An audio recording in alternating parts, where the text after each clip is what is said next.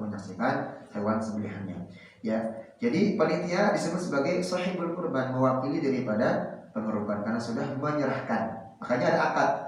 Ya, karena pengorban itu sebenarnya kesimpulannya nanti adalah kerja sosial sesudah kesepakatan juga. Maka sah-sah saja jika mewakili makan dan hasil kurban sebagaimana sahibul kurban boleh demikian. Jadi orang yang mengorbankan itu secara syar'i, secara fikih itu diberikan sepertiga dagingnya untuk dia konsumsi, baik bagi dirinya, keluarganya, dan orang terdekatnya, tetangganya dan seterusnya. Sekali lagi, sahibul kurban sepertiga. Nah, panitia itu disebut di sini sebagai sahibul kurban karena dia yang menangani hewan kurban ketitipan dari orang yang mengorban. Lalu yang kedua, ya, yang perlu kita perhatikan, maka dia dihukumi sama haknya dengan yang mengorban karena dia sahibul kurban, baik itu memakannya atau menerima bagiannya nanti. Nah, nanti sebagaimana kesepakatan dari panitia kembali, ya, melihat kondisi misalnya di atas nyata lebih membutuhkan, orang kampung kita udah ikhlaskan, kita nggak terima, sepakat sama panitia, aman selesai. Tapi yang perlu hati-hati yang akan menjadi masakan siang, ya, jangan ngacak ngambil daging kurbannya. Kita harus ketahui sahibul kurban siapa saja. Oh, sapi pertama fulan sampai 7 orang. Yang dari 7 orang ini kita tanya siapa yang bagiannya mau diambil untuk masak makan siang. Oh, saya. Misalnya Pak Topik, bagian saya saja yang diambil untuk masak siang. Sepakat, Pak Topik ikhlas, selesai. Ambil bagiannya, bagian yang mana? Pak Topik pinginnya paha bagian belakang, ambil bagian belakang. Oh enggak, mau dicampur misalnya bagian sekian, konteksnya bagian belakang itu kira-kira sekian kilo, mungkin pingin ada kepalanya, ada jeroannya dan segala-galanya, mungkin jeroannya nggak bisa mungkin olah langsung gitu kan. Oh pingin bagian iga, yang penting sapi pertama bagiannya dari Pak Topik berarti sudah diikhlaskan karena kembali lagi panitia bagian daripada sahibul kurban dan berhak menerima daripada daging yang dikurbankan oleh yang menitipkan hewan kurbannya. Itu yang pertama. Lalu berikutnya yang kedua, jagal sebagaimana dijelaskan dalam hadis yang Ali radhiyallahu anhu, Rasulullah SAW bertugas untuk memotong, memuliti hewan kurban, sedangkan panitia kurban saat dibukakan terbatas pada itu saja, yaitu mencacah dan seterusnya. Maka panitia kurban bertugas lebih kompleks, ya, karena tukang jagal cuma motong, mulitin saja, selesai itu daging gelondongan, cacah, potong-potong kecil lagi, lebih kompleks lagi panitia kurban, ya, mengurusnya, penyembelihannya, lalu sampai distribusinya daging kurban kepada yang berhak atau sebagai hadiah bagi orang-orang yang mampu. Maka ini pendapat sekaligus sebagai pendapat yang boleh saja, ya, karena dinisbatkan panitia itu sebagai ahlul kurban atau mewakili daripada sahibul kurban. Maka jatuh hasilnya kurban ini, ya, itu merupakan sesuatu yang mana sepakat sosial atau kerja sosial yang mana memang tujuan pertamanya bahwa sasaran pertamanya adalah masakin, orang-orang miskin. Maka dari setiap panitia, ya, itu boleh sebenarnya mengkonsumsi daripada daging kurban untuk panitia atau bagian daripada kurban itu dengan dasar bahwa dia adalah sahibul kurban. Ya, jadi dasarnya dia sebagai sahibul kurban, bukan mustahik seperti zakat dan seterusnya, karena dia yang diberikan amanah mengurusnya dan seterusnya. Nah, ini di mazhab Syafi'i. Nah, itu kehati-hatiannya tadi, ya, pembagiannya saja tadi, dari sapi yang keberapa, mau daging bagian mana, siapa bagiannya yang diikhlaskan, yang mau bagian untuk dimakan atau dibagikan. Karena konteksnya setiap orang yang mengurban biasanya mengambil setiap sepertiganya, nanti diminta di luar yang diharapkan ini akan dibagikan ke saudaranya, karena memang itu sunnahnya, saudaranya, orang terdekatnya, tetangganya dan seterusnya dia khususkan. Nah, kalau pertanyaannya kembali, gimana panitia nanti dapat di sini, di rumah dapat lagi, gitu kan? Double, jadi dapatnya gimana? Nah, kalau memang kemaslahatan yang menjadi masalah, lebih ada utama misalnya orang kampung yang membutuhkan, ya, berarti udah cukup hanya yang panitia di sini saja dapatnya, gitu. Di rumah nanti dibagian tidak ada lagi. Tapi kalau niatnya untuk hadiah lagi, itu tidak mengapa, karena dia bagian daripada sahibul kurban juga, gitu ya. Jadi itu bagian daripada hadiah, ya, diniatkan kepada. Karena intinya di sini adalah akarnya adalah kerja sosial. Akar awalnya saja yang menjadi ini, karena ini adalah kerja sosial. Tapi kalau tidak omongan, ini terjadi banyak di musola, banyak terjadi di masjid-masjid juga. Ya ibunya mau masak, asal ambil comot, tinggal disuruh nyuci aja, cuci dagingnya itu.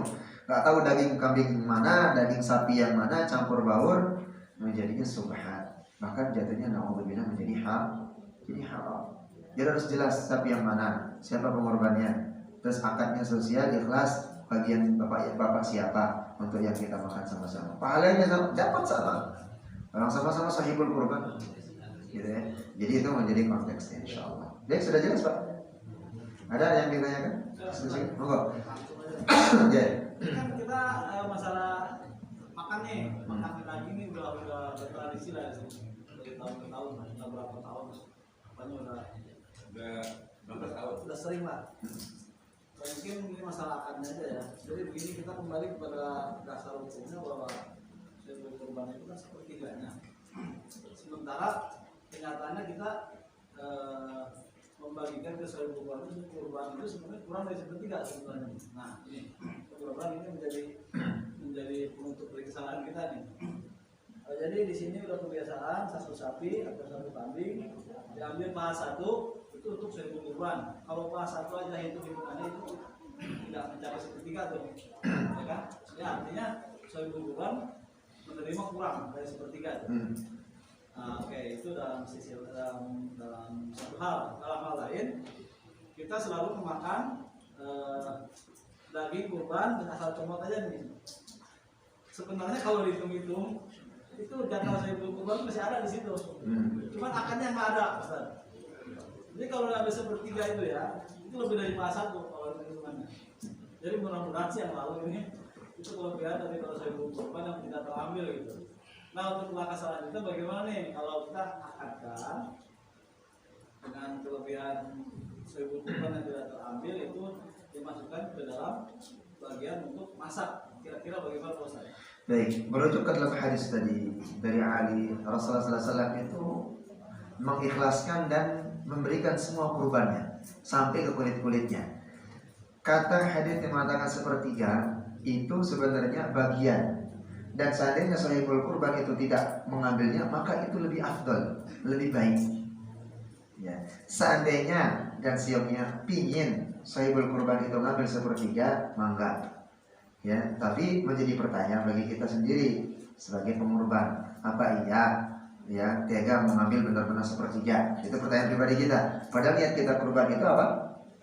Ya sudah semuanya. Itu adalah hak orang-orang yang memang kita berniat berkurban dari semuanya, dari kakinya, dari ininya dan sebagainya. Dalil yang jelas itu tidak boleh diperjualbelikan hatta sampai ke kulitnya. Nah kalau sepertiga itu adalah ukuran, jangan sampai melebihi dari itu. Nah kalau dia kurang, alhamdulillah. Kalau enggak ngambil, alhamdulillah benar-benar afdol. Seperti itu. Bisa dia Pak? Bisa ya? Nah kalau dia kurang, kalau kita sebagai pengorban, itu konteksnya dalam hadis itu jangan melebihi dari sepertiga. Ada bahkan mohon maaf, sebagian orang pengorban nitipin kambing, potongnya. Saya minta nanti dibungkus jadi 10 katanya. Saya mau ambil, ya habis kambingnya. Kambing satu jadi 10 bungkus. Aduh seberapa di sini? Habis mau dibagi kepada berarti dia cuma numpang minta dipotongin aja. Tidak bisa seperti panitia, harus lebih jelas juga. Ini benar-benar memang dia mengorban nitip kurbannya di sini atau mau nitip potong saja. Nah, makanya kami di Al-Ghani juga sama. Dia nitip potong saja. Seperti ada ustadz satu, dia menitip potong saja. Berarti benar-benar dari uang jagal dan segala macam dia pribadi sendiri, motong gelondongan semua, nggak dicaca sama panitia, diambil semua, dipotong sini. Hanya dipotong saja di masjid, memberikan keberkahan karena di masjid dia motong sendiri, usahanya nanti dibawa utuh. Nah berbeda dengan dia titipkan, akadnya sudah jelas, saya mau berkurban di musola al-jihad ini dari pemotongannya, distribusinya dan semuanya. Seperti itu. Nah takaran sepertiga itu takaran, jangan sampai melebihi. Kurang dari itu sahibul kurban itu luar biasa, enggak mengambilnya itu yang afdal, gitu ya. Nah kalau terlebih lagi yang kejadian dulu kita nggak tahu, kita mungkin tidak memahami, tetap konteksnya adalah Allah Subhanahu Wa Taala itu tidak membebani apa kesalahan dosa itu kecuali kita tidak tahu. Nah ini yang perlu kita perbaiki kembali nanti. Maka dari kehati-hatiannya ya dari sapi yang mana kita akad dari awal, ya, dari panitia sudah rapat, ya, minggu sebelum kurban itu berlangsung. Oh, dari sapinya sekian, fulan. Oh, saya yang nanti insya Allah untuk makan ini dipotong pertama, sapi pertama atas nama ini diambil bagiannya, gitu ya, untuk pengorbannya. Misalnya kurang, misal dagingnya sepertiga kurang dari ini, oh, sahibul kurban yang kedua, kalau kurangnya ambil dari jatah saya, sudah.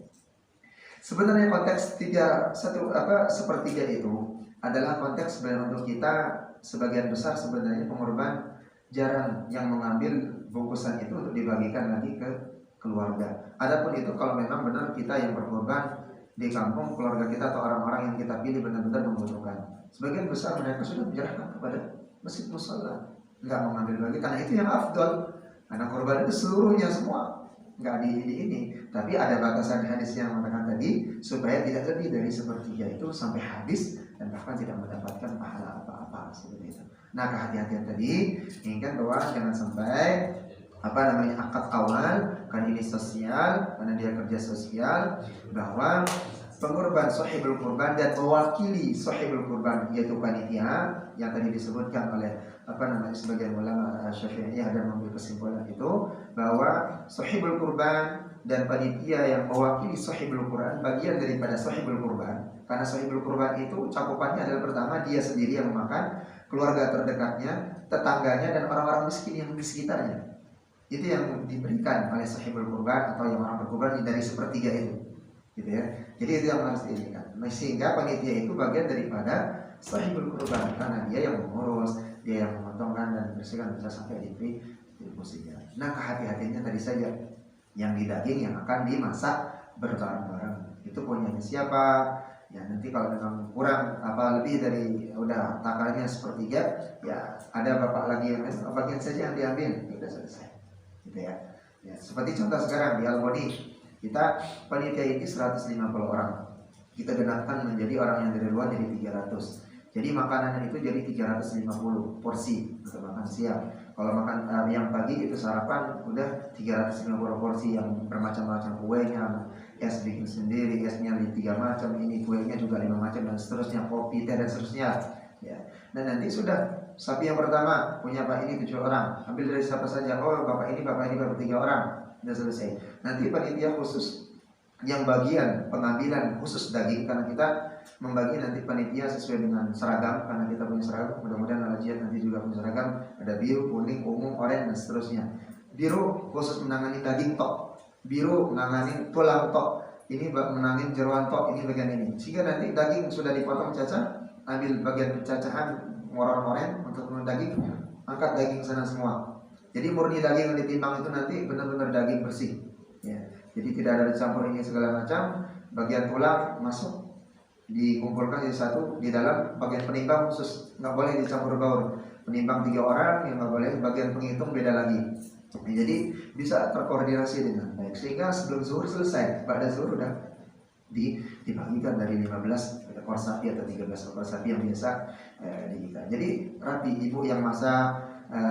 Itu juga nanti tanggung jawab dari bagian yang pertama sapi yang rebah, ya, dari bapak siapa yang diambil akan dimasak, itu tanggung jawab yang ketua daripada rebu yang ambil, oh dagingnya ini bagiannya apa yang dia mau ambil dari sahibul kurban ini, yang ini yang saya akan kasih untuk masak, udah ambil, itu saja ambil. Nah nanti panitia kira-kira berapa, masih kurang nggak, ukur sepertiganya kurang, bagian dari bapak ini yang sudah kemarin sepakatannya ambil, diambil lagi, udah selesai. Nah itu kehati-hatiannya supaya nanti yang dimasak itu juga bisa nilai halal dan bernilai ibadah bagian daripada ibu-ibu yang memasak, begitu juga dengan yang lain insyaallah. Baik, seperti itu. Ada yang lain? Monggo. Ya.